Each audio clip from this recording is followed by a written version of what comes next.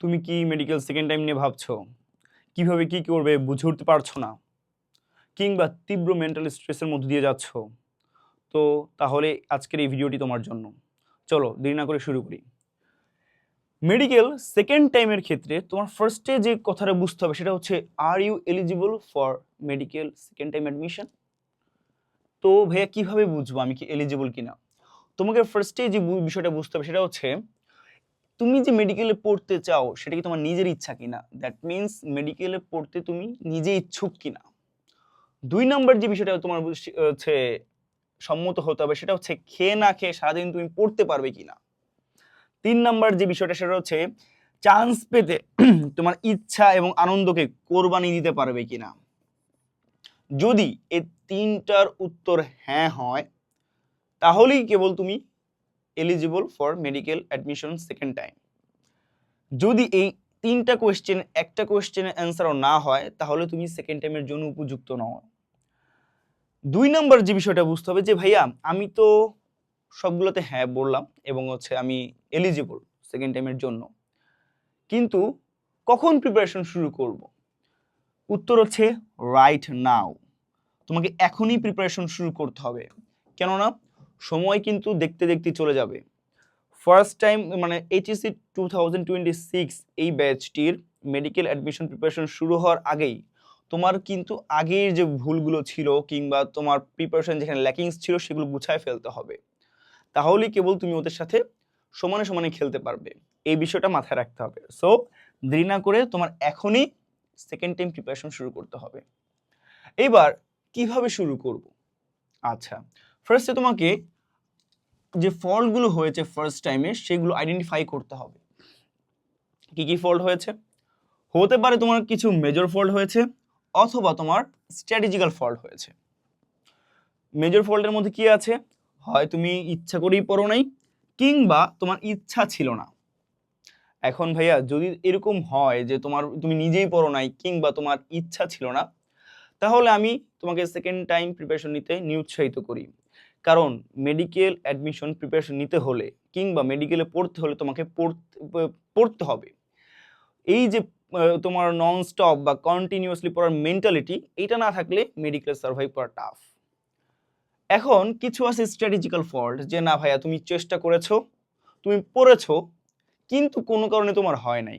কি কারণে না হতে পারে? এক, তুমি খুবই পড়েছো কিন্তু প্র্যাকটিস করো নাই। এটা কিন্তু একটা মেজর ইস্যু, যে তুমি পড়েছো খুবই, প্র্যাকটিস করো নাই, অনুশীলনী সম্বন্ধে তোমার আইডিয়া কম, প্রশ্ন ব্যাংক সম্বন্ধে তোমার আইডিয়া কম। যদি এরকম হয়, পরীক্ষাতে গিয়ে কট খাওয়াটাই তো স্বাভাবিক। তারপর নো স্ট্র্যাটিফিকেশন। চ্যাপ্টার একটা ধরেছো, মাশাআল্লাহ ধুমায় পড়া শুরু করেছো, কিন্তু সবগুলোকে সমান্তরালে পড়ার কারণে তোমার অ্যাকুরেসি ফল করেছে। তোমার উচিত কি ছিল?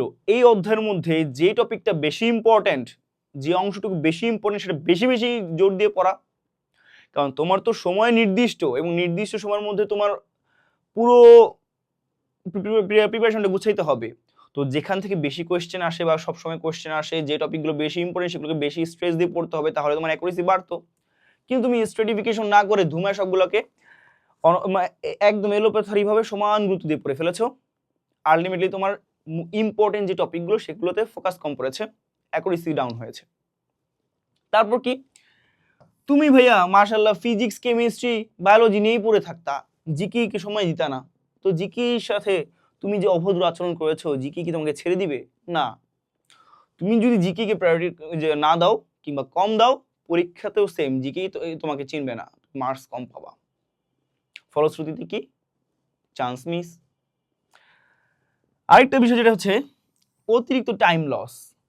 ভাইয়া আমি তো অফলাইনে এই কোচিংয়ে পড়ি, ওই কোচিংয়ে পড়ছি, ওই কোচিংয়ে পড়ছি, অনলাইনে মাশাআল্লাহ অনেকগুলো প্ল্যাটফর্মের সাথে যুক্ত, আমি সবখানেই ক্লাস করি, কিন্তু বাসায় নিজে পড়ার সময় পাই না। যদি এরকম হয়, কোনো লাভ নেই ভাইয়া। তুমি 14 জায়গায় পড়ে কোনো লাভ নাই যদি তুমি বাসায় পড়ার সময় না পাও। কারণ তুমি যদি নিজে বাসায় পড়তে পারো, এটাই হবে তোমার জন্য বেশি গুরুত্বপূর্ণ। তুমি একটা প্ল্যাটফর্মের সাথে যুক্ত হও, অফলাইন কিংবা অনলাইন, যেখানে তুমি ক্লাসগুলো করছো রেগুলারলি, সেখান থেকে তুমি ধারণা নিচ্ছ যে তোমার কোন বিষয়গুলো ইম্পর্টেন্ট, কিভাবে পড়তে হবে সেই বিষয় ঠিক আছে, কিন্তু ভাই তোমাকে বাসায় সময় দিতেই হবে, এটা ছাড়া কোনো উপায় নাই। আরেকটা হচ্ছে সবই ঠিক আছে ভাইয়া, এই পর্যন্ত সব ঠিক ছিল, কিন্তু ভাইয়া একটা অন্যতম ফল্ট করে বসছি, সেটা হচ্ছে এক্সাম হলে গিয়ে ফল্ট। এক্সাম হলে ফল্টের মধ্যে সবচেয়ে কমন যে ফল্ট সেটা হচ্ছে টাইম ম্যানেজমেন্ট ভাইয়া। এই টাইম ম্যানেজমেন্টে ভাইয়া অনেকেই গোল্লা খেয়ে আসে।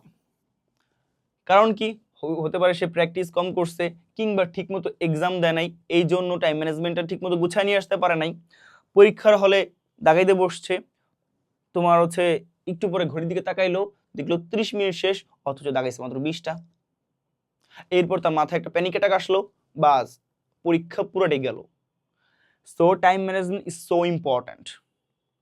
তারপর তোমার যে বিষয়টা হচ্ছে তোমার এক্সাম হলে যে ভুলগুলো হইতে পারে বা যে ফল্টগুলো হইতে পারে, এটা হচ্ছে বেশি নার্ভাসনেস। তুমি এতটাই নার্ভাস ভাইয়া পরীক্ষা দিতে গিয়ে হাত পা কাঁপতে কাঁপতে বা তুমি অনেক কিছু ভুলে গেছো। নার্ভাসনেস কমাইতে হবে। নার্ভাসনেস কমানোর একটা অন্যতম উপায় হচ্ছে বেশি বেশি প্র্যাকটিস করা এবং বেশি বেশি পড়া ইম্পর্টেন্ট টপিকগুলো, তাহলে অ্যাকুরেসি বাড়বে, নার্ভাসনেস কমবে। আরেকটা হচ্ছে এক্সাম দিতে গেছো, লেট করে গেছো, গোড়াই গলত। তারপর হচ্ছে যে কি আগের দিন তুমি হয় টেনশনে বা কোনো কারণে ঘুমাওই নাই। তো এই কয়েকটা কারণ ছাড়াও ব্যক্তি বিশেষে আরো কিছু কারণ থাকতে পারে, সেগুলো ফাইন্ড আউট করতে হবে এবং ওভারকাম করতে হবে। এরপর তুমি কি করবা? তাহলে ঠিক আছে ভাই, আমি ওই যে ফল্টগুলো আমি আইডেন্টিফাই করলাম, এখন আমার কি করা উচিত? তোমার ভাইয়া সবচেয়ে ইম্পর্টেন্ট যে কাজ সেটা হচ্ছে বেশি বেশি প্র্যাকটিস করা এবং বেশি বেশি এক্সাম দেওয়া। এরপর কি করা উচিত ভাইয়া? দেখো সরি, তোমার এই যে এখানে যে বিষয়টা মাথায় রাখতে হবে সেটা হচ্ছে প্র্যাকটিস এবং এক্সাম, এই দুইটা ছাড়া কোনো গতি নাই। তুমি যত বেশি প্র্যাকটিস করবা, যত বেশি এক্সাম দিবা, তোমার হাত তত বেশি শানিত হবে, ব্রেন তত ভালো কাজ করবে, নার্ভাসনেস কমবে, তোমার টাইম ম্যানেজমেন্ট শিখবা, এই যে তোমার বাকি যে সমস্যাগুলো আছে সবগুলোই কমে যাবে। এরপর হচ্ছে যে তোমার হতাশা কাটানোর জন্য কিংবা তোমার বিভিন্ন সমস্যা যেগুলো আগে ছিল এখন হচ্ছে একটু বাড়তি অ্যাটেনশন দরকার, সেক্ষেত্রে তুমি একজন প্রাইভেট টিউটর রাখতে পারো যদি পসিবল হয় আর কি। এটা হচ্ছে মোটামুটি ভালো একটা ব্যাকআপ দেয়। আর এটা হচ্ছে টাইম লস কমানো। তুমি যদি ভাইয়া এইবারও সেম কাজ করো, 14টা কোচিংয়ে ভর্তি হও, 14টা প্ল্যাটফর্মের সাথে যুক্ত হও, তোমার 14 জায়গায় ক্লাস করো, কিন্তু তুমি বাসায় না পড়ো, তাইলে ভাই কোনো লাভ নাই। ওকে, এই যে তোমার পুরো বিষয়টা যে বুঝালাম, সেকেন্ড টাইম প্রিপারেশন কিভাবে কি নিতে হবে, এই পুরো বিষয়টাকে একটা প্যাকেজের মধ্যে নিয়ে আসছে হালকেনস্টেইন হালক স্ম্যাশ সেকেন্ড টাইমের ব্যাচে। কোর্সটা অলরেডি লঞ্চ হয়েছে। এই কোর্সে তুমি যে চাইলে এখনই এনরোল করতে পারো। এনরোল করলে তোমার সুবিধা কি, তুমি কি পাবে? তুমি 200টা রেকর্ডেড ক্লাস পাবা। এই যে জিকে, যেখানে তুমি অ্যাটেনশন কম দিয়েছিলে, সেই জিকে এর উপরই তুমি 40+ ক্লাস পাবে। এছাড়া তুমি যে প্র্যাকটিস কম করেছিলে অনুশীলনী কিংবা প্রশ্ন ব্যাংক, সেই 40 সেই কোয়েশ্চেন ব্যাংক সলভিং ক্লাসই রয়েছে 45+। এছাড়া তোমার জন্য যে মোস্ট ইম্পর্টেন্ট প্র্যাকটিস এবং এক্সাম দেওয়া, 500টারও বেশি তুমি এক্সামই দিতে পারবা। শুধু কি তাই না, এর সাথে সাথে কি রয়েছে, সকল অধ্যায়ের এরিয়া মার্কিং। মানে কি, এই যে নো স্ট্র্যাটিফিকেশন, তুমি এলোপাথারিভাবে সবগুলো সমানভাবে পড়ে গেছো, ইম্পর্টেন্ট টপিকগুলোকে তুমি এক্সট্রা প্রায়োরিটি দাও নাই, কিংবা তুমি এগুলোকে বারবার পড়ো নাই, তার জন্য আমাদের রয়েছে এরিয়া মার্কিং। প্রত্যেকটা অধ্যায়ের কোন টপিকগুলো ইম্পর্টেন্ট, কোন জায়গাগুলো ইম্পর্টেন্ট, সেগুলো উল্লেখ করে একটা পেজের মধ্যে দেওয়া আছে প্রত্যেকটা অধ্যায়ের জন্য। এছাড়া একটা অনন্য সংযোজন, সেটা হচ্ছে সকল অধ্যায়ের ইউনিভার্সাল পিডিএফ। ইউনিভার্সাল পিডিএফ মানে কি, তুমি একটা পিডিএফ এর মধ্যেই তোমার মূল বইয়ের ওই অধ্যায়ের পিডিএফ এর পাশাপাশি অন্যান্য রাইটারের ওই অধ্যায়ের উপর কি কি ইম্পর্টেন্ট ইনফরমেশন, ইম্পর্টেন্ট লাইন আছে, সেগুলো সংবলিত পিডিএফ পাবে। আমি তোমাকে সেকেন্ড টাইম হিসেবে একটা পরামর্শ দিব যে ইউনিভার্সাল পিডিএফ থেকে প্রাপ্ত যে অন্যান্য রাইটারের ইম্পর্টেন্ট ইনফরমেশনগুলো আছে সেগুলো পড়বে। কেননা সেকেন্ড টাইমারের ক্ষেত্রে একটা এমসিকিউ খুবই গুরুত্বপূর্ণ, এবং যেহেতু তুমি সেকেন্ড টাইম প্রিপারেশন নিচ্ছ, দ্যাট মিনস তুমি এই ফিল্ড সম্বন্ধে মোটামুটি অ্যাওয়ার যে কি হতে পারে, কোথা থেকে কোয়েশ্চেন আসতে পারে, বা ন্যূনতম একটা আইডিয়া আছে। সো এই জন্য তুমি সম্ভব হলে বা করা উচিত যে এক্সট্রা রাইটারের যে ইম্পর্টেন্ট ইনফরমেশনগুলো আছে সেগুলো পড়া। ঠিক আছে ভাই, সবই তো বুঝলাম, কিন্তু আমি যে প্রিপারেশন নিতে যাচ্ছি আমার মূল একটা সমস্যা হচ্ছে হতাশা কিংবা মেন্টাল স্ট্রেস। এখান থেকে বের হওয়ার উপায়টা কি?